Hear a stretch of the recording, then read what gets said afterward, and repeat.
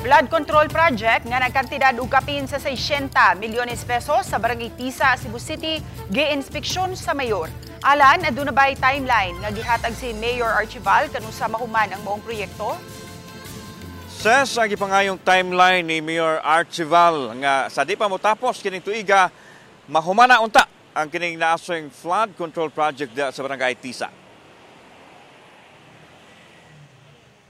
Naabtan ni Mayor Archival kasamtangang gitrabaho ang proyekto og nabantayan ini nga gamay ra ang mga taong nagtrabaho. Nakita usab niya ang sitwasyon sa project nga giagian sa tubig nga bisan og way-uwan kusog gihapon ang bulog nga miabot gani sa kalsada. Nanghaba usab ang mga trabahante og lapok gikan sa kinaot nga proyekto.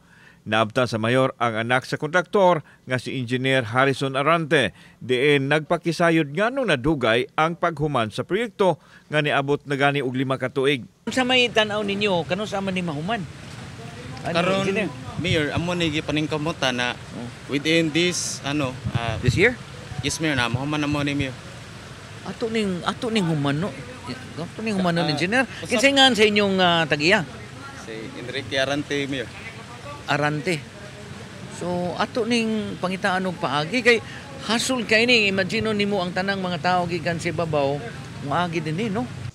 Nahingawa ang mayor sa peligro nga mahiaguman sa mga tao nga nagpuyo sa dapit ug sa uban nga moagi gikan sa mga kasikbit nga sityo nga apektado. Nangayo kasiguruhan ng LGU nga mahuman na kini sa dili pa motapos ang tuig nga mao iyang pinaskuhan sa mga mulupyo nga naapektuhan. Usa sa dakong hagit sa pagtrabaho dinhi ang kahimtang sa panahon kay panahon sa ting-ulan grabe kalawom ang tubig ug humok usab ang yuta. Hinon gipasalig sa kontraktor nga mahuman kini sa dili pa motapos kini niya tuig pero magdepende gihapon sa mga hagit nga ilahang atubangon.